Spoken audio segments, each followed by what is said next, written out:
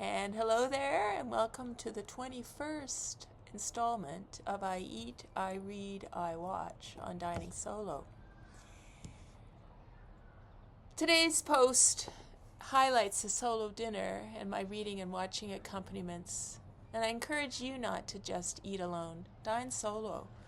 You're worth it, and it's not hard to do.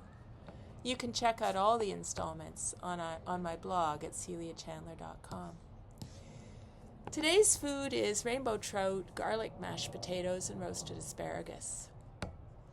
In my effort to eat as much asparagus as possible while it's fresh, here's another take on it. Let's start with 3 red potatoes. I don't peel them. Seems like a waste of time to me.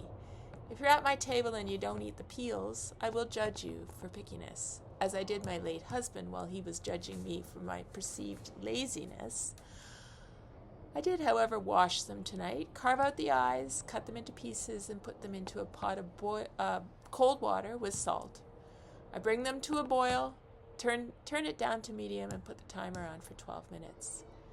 Then I get the oven preheating to 450. Then out comes the asparagus. I'm planning my pilgrimage to the asparagus farm soon, but for now, I'm stuck with store-bought. Nevertheless, it's Ontario grown and therefore pretty fresh. I rinse them and break the ends off with a good snap. I lay them on the baking sheet, drizzle some olive oil on them, and give them a good dusting of umami salt and pepper. Can't get enough of that umami salt. Now the rainbow trout. It's been in my freezer for a bit, but it's nearly thawed. I'd had the forethought at lunch to put it in the main fridge. I run a little cool water over the package to speed it along. Good enough. It goes into a separate pan, skin side down, and gets a little dousing of olive oil, as well as salt and pepper. Both asparagus and fish go into the oven for 12 minutes. Luckily, my induction stovetop has 3 timers, one more than I've ever needed, but there you go. By now, the potatoes are done, so I drain them and add a bit of 10% cream and a generous dollop of the world's best garlic spread from Exeter in my home county of Huron. Worth picking up if you see it. I gave the potatoes a good mashing and put the lid on to keep them warm. At 12 minutes, my fish looked a little underdone, so I leave it in for 3 more minutes. Perfect. I plate half of everything, potatoes, fish, and asparagus. I give the fish a good squeeze of lemon and chop a scallion over the whole lovely mess. With a partake, the non-alcoholic beer I've started buying, served in a maple leaf stein, this is the perfect meal for an evening when the rest of Toronto will be glued to its TV to watch some hockey game or other. You may ask yourself why I have such a stein. It was on a bar shelf when we bought the house 14 years ago. When you buy as is, you do get some unlikely treasures. Prep time, 30 minutes, if that. Origin, all Canadian, but for the olive oil. Cost, $16 for 2 meals. Got a favorite way to eat asparagus? Please add it to the comments section on my blog. So what am I reading? Well, this is called Love Me, One Woman's Search for a Different Happily Ever After. Marianne Power's book is not the kind to which I typically gravitate, but Different Happily Ever After did catch my eye, and I'm looking for titles that relate in some way to the book I'm writing, Lane Change, in which I chronicle my own path to Chandlerville, the place and the state of mind where I now live. Power's younger than I am by a few years, but writes many of the things I've thought through my life, which has primarily been as a single woman. Like these questions she poses. Why are single people accused of running away from something?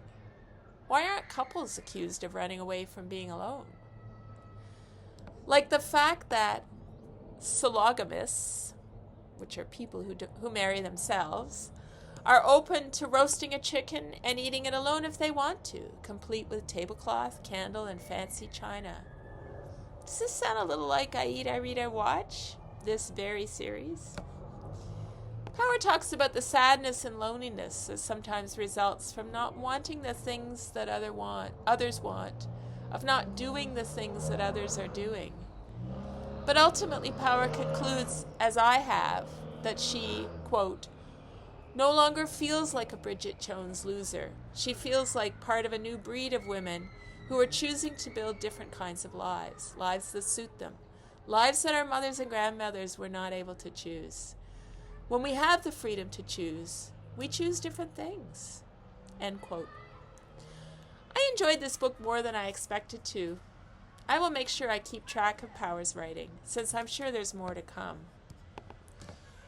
If you've got something interesting that you're reading, please add it to the comments section on my blog. Finally, what am I watching? So Towards Zero is a BritBox Agatha Christie offering, and worth a look. It's set in England, 1936. A scandalous divorce leads to murder at Lady Tressilian's estate. Detective James Leach must uncover the truth before another victim falls. Everyone's got a motive, and no one's very likable. The only person I knew in this cast was Angelica Houston, who does a pretty decent job of being a British aristocrat of a certain age. If you want a decent mystery, give this one a try.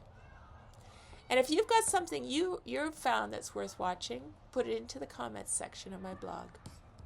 Thanks for watching.